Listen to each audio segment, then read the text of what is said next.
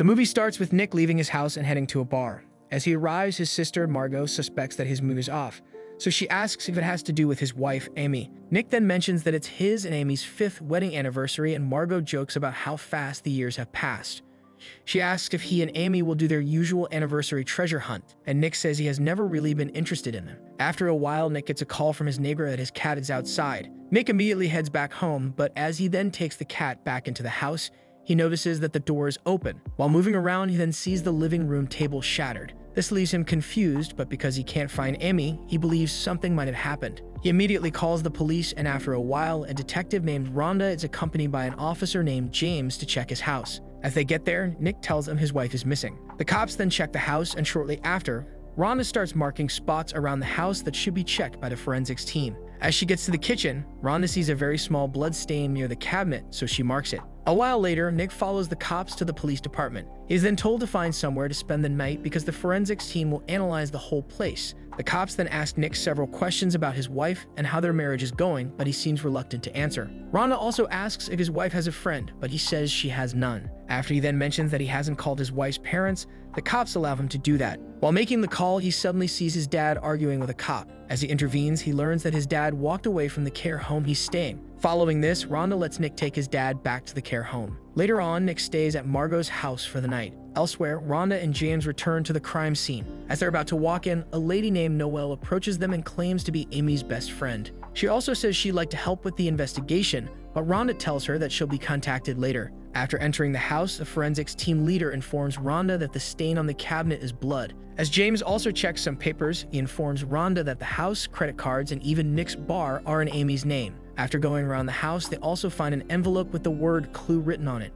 The next morning, Nick arrives at the police department and sees that Amy's parents have arrived. After he meets them, they head to a press conference where they announce that they appreciate the public's help in finding Amy. When they leave the press conference, Rhonda asks Nick and Amy's parents if there's anyone who might have something against Amy. Her parents then mention a guy named Daisy, who is like Amy since high school and never seemed to stop contacting her. Nick confirms that he knows about it, but her parents then mention another guy named Tommy, who he doesn't know. Her parents then add that Tommy was Amy's last boyfriend who assaulted her and even got arrested for it. After the questioning, Rhonda then calls Nick aside to ask about the clue that was found in the house. Nick sees it and says it's part of a treasure hunt for their anniversary. He then picks the card and decodes the first one. It leads him to his office, and there he finds another card. As he then tries to decode it, Rhonda looks around and finds a red underwear hidden inside the office. She asks who it belongs to, but Nick says he has no idea. He also mentions that he doesn't know what the next clue means. However, it turns out he knows that it leads to his father's old house. He then goes there alone, but as he enters the house, the security alarm starts ringing. Nick types in the right code to shut off the alarm, but doesn't work. As he then looks around, he sees another clue. Before he can have a look, Rhonda arrives at the scene, so Nick hides the clue. He then tells her that he only came to check his father's house. The next day, Nick arrives at the place where Amy's parents have rounded up volunteers to help find their daughter. While he's there, he sees Daisy and immediately informs Rhonda, but she says he might want to help. She then asks him about Noelle, but he says that he and Amy don't even know her well. While Daisy is leaving, Nick follows him but eventually stops. A woman then meets him and asks for a picture. He smiles in the picture, so he realizes his mistake and tells the woman to delete it, but she refuses. The picture eventually goes viral, and a talk show host named Ellen starts a campaign against Nick for smiling when his wife is missing. As he gets home that night, Margot asks if she needs to know anything, but he says he hasn't hidden anything from her. Later that night, Nick's lover, Andy, surprisingly shows up at Margot's house and says she misses him. Nick immediately tells her to leave because no one must see them together, but she refuses to do so because it's likely the last time they'll see each other in a while. He eventually lets her spend the night, though he sneaks her out in the morning so that Margot won't see her. However, just as Andy leaves, Nick sees Margot in the kitchen and realizes that she now knows about his affair. Margot yells at him for lying about having no secrets, but Nick says he was scared of telling her. As they watch Ellen's show that morning, the host insists that Nick has a hand in his wife's disappearance. However, a defense attorney on the show named Tanner defends him, so Margot tells Nick to try to hire the lawyer. Elsewhere, Rhonda and James meet a guy in the dangerous part of town to ask if he has seen Amy before. As he sees her picture, he says he saw her once when she came to buy a gun. Rhonda and James then look shocked because something might have forced her to think of getting a gun. The next day, a new report from the forensics department shows that blood was mopped off the kitchen floor. That night, while at a vigil to speak to the volunteers on Amy's case, Nick appeals to everyone to trust him. While they're clapping for him, Noel shows up and asks where he kept his pregnant wife.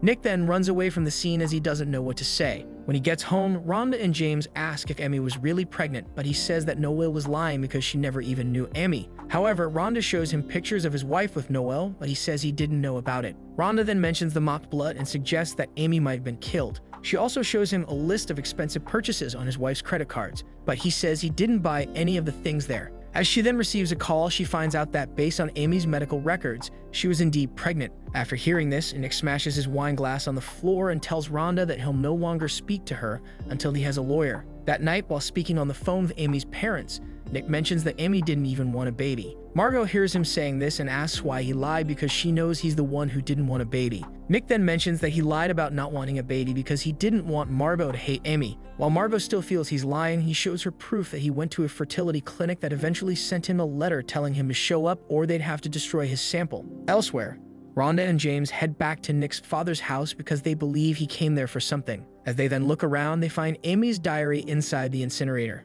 After looking through, they see the last entry where Amy writes that her husband might kill her. That night, Nick thinks of solving Amy's next clue. As he finally does this, it leads him to Margot's woodshed where he finds many things that got purchased under his name with Amy's credit cards. He immediately calls Margot to check it, and they both realize that Amy is trying to frame him for her murder. They also find it present inside the woodshed, which includes a coded note in which Amy implies that she's going to send Nick to prison. Since the death penalty is also legal in their state, they realize that Amy wants Nick dead. Surprisingly, it turns out that Amy is actually alive, and she only left town so that her husband would be framed for her murder. 2 years into their marriage, Amy and Nick had financial problems after losing their jobs. They then had to rely on Amy's trust fund money. Despite this, she eventually finds out that he's having an affair, so she decides to punish him by staging a murder and leaving clues to help the police come to the conclusion that he indeed killed his wife. As part of her plans, she becomes friends with Noel and steals the woman's urine sample so that she'll also have a record of being pregnant. She also lies to Noel about how violent Nick gets because he doesn't want a baby. Amy then writes a diary and leaves it inside the incinerator, after which she changes the alarm code in the house. On the day of her anniversary, she then stages the crime scene and leaves the house in her getaway car. She also cuts her hair and dyes it to look different. With the cash she has, she eventually rents an apartment and keeps up with the investigation while hoping that her plan works and everyone hates Nick. 2 days after getting her apartment, she meets her neighbor, Greta, who talks a lot. Amy then lies about her name being Nancy, but she avoids talking too much because she doesn't want to make any friends. After a while, she also meets another neighbor named Jeff, who is friends with Greta. The next day, Nick goes to meet Tanner to see if he can take up his case. After hearing that it's a fake murder planned by Amy, Tanner finds it interesting and decides to take up the case. He also mentions that they need to find a way to get people to stop thinking of Amy as a sweetheart. Following this, he advises Nick to speak to anyone from Amy's past who might have something against her. Nick mentions Tommy, so Tanner advises him to visit the man. The next day, Nick finds him, and while they start talking, Tommy mentions that Amy framed him for the assault. He also mentions that when he saw that she was missing on TV, he immediately knew she was probably lying about being murdered. After Nick leaves there, he also goes to see Daisy, who refuses to talk to him about why he broke up with Amy. Later on, Nick meets with Tanner and Margot. He then tells them that the places he found the 3 clues were places he used to hook up with Andy. Since they already know about the red panties Amy planted in his office as well as the things in Margot's woodshed, Tanner says there must have been something in his father's house.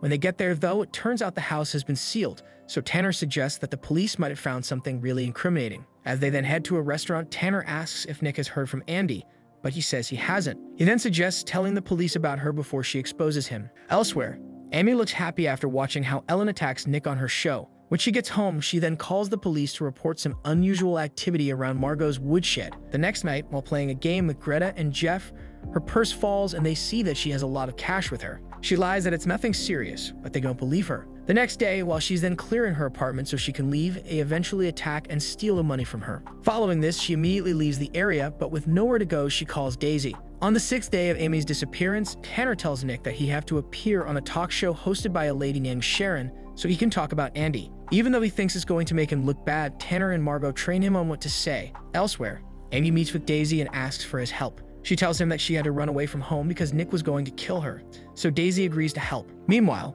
when Sharon arrives for the show, it turns out that Andy has already spoken to the press and exposed Nick. Sharon is angry about this, but Nick still tells Tanner that he'd like to go on with the interview. After the interview, Nick appears to do very well and Tanner praises him. That night, Daisy takes Amy to his house. He tells her that she has everything she needs and that he's happy she came back to him. Before he leaves her alone, he tells her that she has nothing to be scared of because he has cameras around the house. The next morning, when Daisy is not around, Amy looks around the house to see where the cameras are.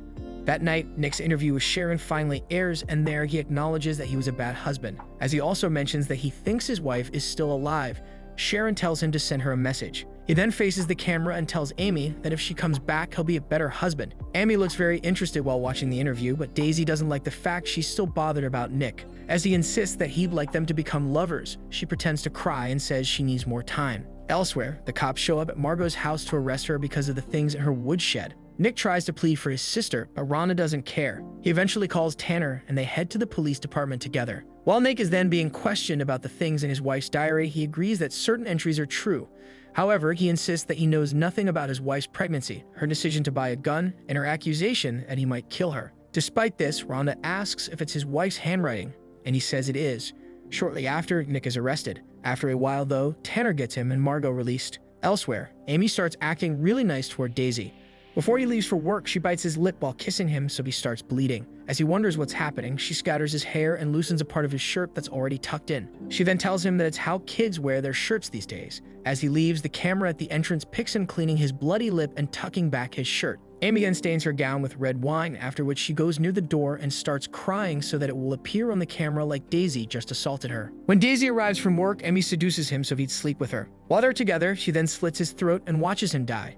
The next morning, Amy arrives at the house with blood all over her body, leaving Nick and the press people outside shocked. She is immediately taken to the hospital, and the doctor confirms to Nick and Rhonda that her injuries are consistent with sexual assault. Rhonda then asks what Nick thinks, but he says he doesn't even believe the kidnapping story Amy is trying to tell. While she's then being questioned by the FBI, with Rhonda also present, Amy narrates how Daisy hit her with a stick and took her to his house where he always left her tied. Rhonda then interrupts and asks if she saw all the stuff that was hidden in Margot's woodshed when she went to hide the present. She says she just ignored it because she knew her husband had reckless spending habits. As she continues her story, Rhonda asks why Amy wrote about the abuse Nick subjected her to. Amy says it's true that Nick hurt her, but she loves him. She also stops Rhonda from asking any more questions, saying that if the detective was left with the case, she'd have put Nick on death row. Rhonda can't believe this, and the FBI then asks Amy if she'd be okay with going home with her husband, and she says she'd love to. Following this, Nick takes Amy home. As they get there, he tells her to stop pretending to love him, but she says she's not. He then tells her that he lied on Sharon's show, because it's what he knew she'd want to hear. However, she says it's what makes her love him because he knows her too well. He then asks if she killed Daisy, but she tells him to take off his clothes because she wants to be sure he's not wearing a wire. She eventually confesses to him and says she did it so she could save Nick from going to jail. Before she then goes to bed, he asks if she was really pregnant, but she confirms that she wasn't. Later on, Nick complains to Tanner, Rhonda, and Margot about having to live with Amy. They agree that she's quite good at telling a story and there's also no loophole. Tanner eventually says he's leaving because Nick is no longer at risk. Nick says he is, but Tanner just advises him not to piss Amy off. Nick then asks Rhonda to do something, but she says she can't. Following this, Nick heads back home. That night, when he can't sleep, Amy sees him and offers to tuck him into bed in the room he's now staying in. After doing this, she tells him that he can always sleep in the same room with her, but he says he still needs some time. She then says that she'd never do anything to hurt him. 7 weeks after Amy returns home, she invites Ellen to interview her and Nick. While she's deciding what to wear, Nick goes to inform her that Ellen has arrived. Before he leaves, she tells him to open the box on her drawer. He says he doesn't want any gifts, but she insists. When he opens it, he sees that it's a pregnancy test pen showing that she's pregnant. Nick tells her he didn't touch her, but she says he didn't need to because she used the sample he left at the fertility clinic. Nick gets angry and tells her that no matter what she does, he'll still leave. Before he walks away, she then mentions that if he leaves, she won't have to teach his child to hate him. Nick gets angry and insults her as he slams her head against a wall. However, she says he's stuck with her. She also mentions that no one else can boast of killing someone for him. Following this, he then follows her to the interview, where she makes him announce that she's pregnant. Later that day, Nick meets Margot and tells her that he has no choice but to stay because of the child. Margot can't believe this, and she advises him against it, but he says she has to understand that it's what he has to do. Thank you for watching our movie recap. If you enjoyed this video, please like, share, and subscribe to our channel. Don't forget to press the bell icon to stay updated with our latest content. See you in the next recap.